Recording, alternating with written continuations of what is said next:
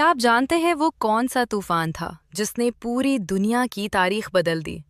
آج کی یہ کہانی صرف ایک واقعہ نہیں، ایک وارننگ ہے۔ یہ ہے حضرت نوح علیہ السلام کا واقعہ، وہ واقعہ جس نے اطاعت اور نافرمانی کے درمیان واضح فرق دکھا دیا۔ جب پوری قوم نے سچ کو جھٹلایا تو اللہ نے ایک نبی کو ایک کشتی بنانے کا حکم دیا، ایسی جگہ جہاں پانی بھی نہیں تھا۔ یہ ہے حضرت نوح علیہ السلام کا واقعہ، ایک ایسا سبق جو آج بھی ہمیں سوچنے پر مجبور کرتا ہے۔ آپ میں سے بہت سے لوگ میرے شارٹس دیکھتے ہیں، لیکن آج میں آپ کو ایک مکمل کہانی سنانے جا رہی ہوں، ایک ایسی کہانی جو ایمان کو ہلا دیتی ہے۔ آج کی یہ ویڈیو حضرت نوح کے اس واقعے پر ہے جس نے تاریخ کا رخ بدل دیا۔ اگر آپ جاننا چاہتے ہیں کہ اللہ کی نافرمانی کا انجام کیا ہوتا ہے تو یہ ویڈیو آخر تک ضرور دیکھیں، کیونکہ یہ صرف ایک کہانی نہیں بلکہ حضرت نوح علیہ السلام کا سچا واقعہ ہے۔ حضرت آدم علیہ السلام کے بعد ایک طویل عرصے تک انسان اللہ کی پہچان پر قائم رہا۔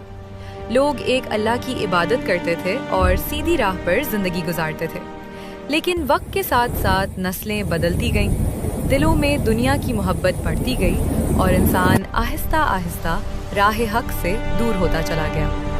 لوگوں نے نیک انسانوں کی یاد میں ان کے مجسمے بنائے اور پھر وہی مجسمے عبادت کا ذریعہ بن گئے۔ شرک زمین پر پھیلنے لگا اور حق و باطل میں فرق مٹنے لگا۔ ایسے مشکل اور تاریک دور میں اللہ تعالیٰ نے اپنی رحمت سے ایک عظیم نبی کو بھیجا۔ وہ نبی تھے حضرت نوح علیہ السلام۔ حضرت نوح علیہ السلام نے اپنی قوم کو اللہ کی طرف بلانا شروع کیا۔ انہوں نے نرمی سے، محبت سے اور صبر کے ساتھ لوگوں کو سمجھایا۔ انہوں نے فرمایا، اے میری قوم، صرف اللہ کی عبادت کرو، اس کے سوا تمہارا کوئی معبود نہیں، اور اسی سے ڈرو۔ لیکن اکثر لوگوں نے ان کی بات ماننے سے انکار کر دیا۔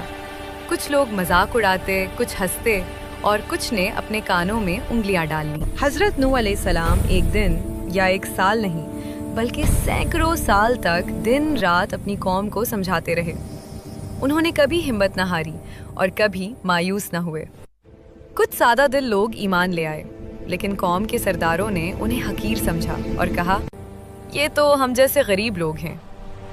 وقت گزرتا گیا اور انکار بڑھتا چلا گیا۔ آخر کار اللہ تعالیٰ نے حضرت نوح علیہ السلام کو اپنے فیصلے سے آگاہ فرمایا۔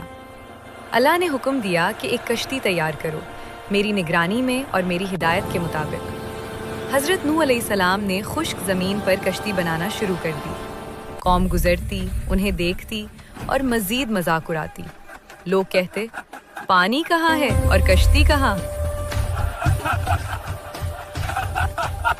لیکن حضرت نوح علیہ السلام خاموشی سے اپنا کام کرتے رہے۔ پھر وہ وقت آ گیا جب اللہ کا وعدہ پورا ہوا۔ آسمان سے بارش برسنے لگی اور زمین سے پانی ابل پڑا۔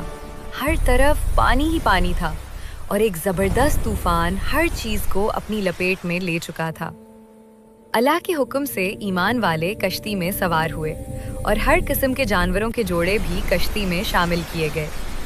طوفان کے دوران حضرت نوح علیہ السلام کی نظر اپنے اس بیٹے پر پڑی جو ایمان نہیں لایا تھا۔ انہوں نے اسے پکارا، محبت سے سمجھایا اور کہا، اے میرے بیٹے، ایمان لے آؤ اور ہمارے ساتھ آ جاؤ۔ لیکن اس نے انکار کر دیا اور کہا کہ میں پہاڑ پر چڑھ جاؤں گا، وہ مجھے بچا لے گا۔ حضرت نوح علیہ السلام نے فرمایا، آج اللہ کے عذاب سے کوئی بچانے والا نہیں۔ اسی لمحے تیز لہریں اٹھیں اور وہ بیٹا پانی کے بہاؤ میں دور ہوتا چلا گیا۔ یہ اللہ کا فیصلہ تھا۔ طوفان نے ہر چیز کو ڈھانپ لیا اور صرف کشتی ہی اللہ کے حکم سے محفوظ رہی۔ کچھ وقت کے بعد بارش رک گئی، پانی کم ہونے لگا اور کشتی ایک جگہ آ کر ٹھہر گئی۔ حضرت نوح علیہ السلام نے اللہ کا شکر ادا کیا کہ اس نے ایمان والوں کو بچا لیا۔